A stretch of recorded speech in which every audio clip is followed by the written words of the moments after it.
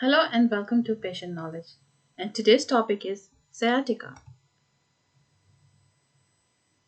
In this video, I will give you an explanation about what's sciatica, what causes it, what are the symptoms, how is it diagnosed, what's the treatment, and how to take care of your back in the long run. What's sciatica? It's a nerve pain that arises from the sciatic nerve. A sciatic nerve is one of the longest nerves that supplies your leg and foot. It's the size of an adult's little finger. It runs in the spinal cord and comes out of the spine, goes all the way from the buttock, back of your leg, up to the foot. And it controls the function of your leg and foot. Now, what causes sciatica? It can be caused by a compression of the nerve that causes irritation and swelling of the nerve. Now, this can happen due to a herniated disc, an overgrowth of the vertebra, such as the spur of the vertebra, certain bone diseases due to aging, like narrowing of the spinal canal or slipping of the vertebra over one another. And a tumor of the spinal cord can compress the nerve as well.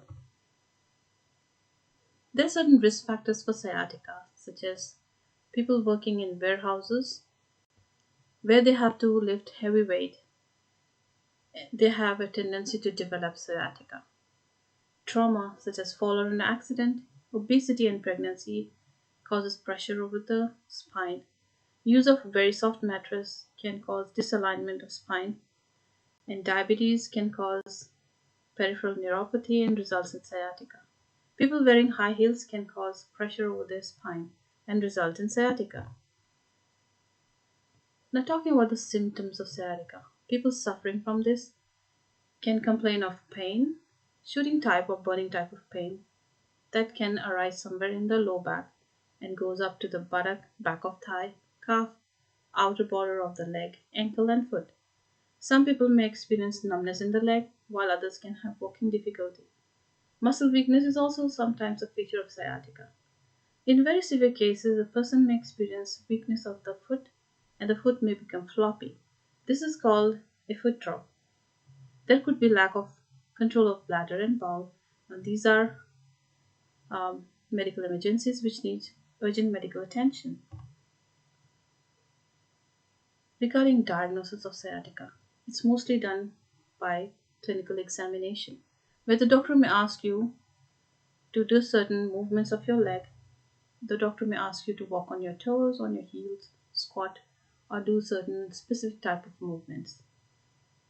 X-ray is reserved for finding out any abnormalities in the spine, such as any overgrowth of the vertebra. CT scan and MRI are more specific to detect any abnormalities of the nerve and the spine. Nerve conduction studies are reserved for diabetics. Regarding the treatment, well, sciatica is something that comes in acute attacks, and then there will be periods of remission. So during an acute attack, which usually settles in 4 to 6 weeks, there are certain do's and don'ts.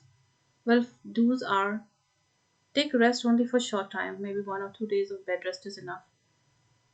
Painkillers can give you relief from pain. Depending upon the severity of pain, Panadol or other type of stronger painkillers can be used. Now, hot packs and gels are quite soothing. Steroid injections is another option for people with severe pain. And physiotherapy is important or necessary to stretch the muscles and strengthen them. There are certain do's during an acute attack.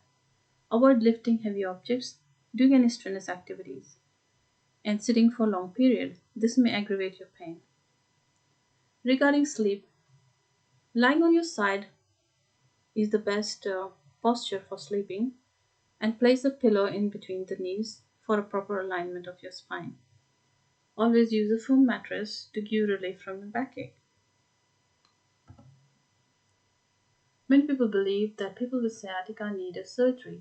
While surgery is not required for everybody with sciatica, it's reserved only for people with certain difficulty in walking due to weakness of foot or floppy foot, and people with loss of bowel and bladder control. This is required to decompress the nerve. People with sciatica are prone to get backaches, and hence there's importance of taking good care of your back. There are certain rules for sitting, lying, standing, and lifting weight. While sitting, avoid sitting for long periods, especially in the car. Your knees should be higher than your hips and your back straight. Now maintain the hollow in your back. Regarding bed rest and sleep, use a low pillow and lie on your side. Do not lie face up or face down and use a firm mattress. Lifting heavy weight, it should never be more than 10 kilos. Squat close to the load and keep your back straight. Do not stoop over the load to get a grip and pick it up. Lift using your knees and legs and not your back as leverage. Now keep your back straight, not bent forwards or backwards. While bending, take care, mm, for example, tying shoelaces or putting on stockings. Put your foot on a stool or a chair that's near enough to your body and high enough so that you do not have to bend down to your foot. While scrubbing floors and gardening, your hands should be as far forward to you as necessary to keep your back straight. Now, do not flex your back by having your hands working too close to your knees. That's all for today. I hope this information was useful in understanding everything about sciatica. Thank you for listening. If you wish to hear something about, leave it in the comment box below. Bye for now.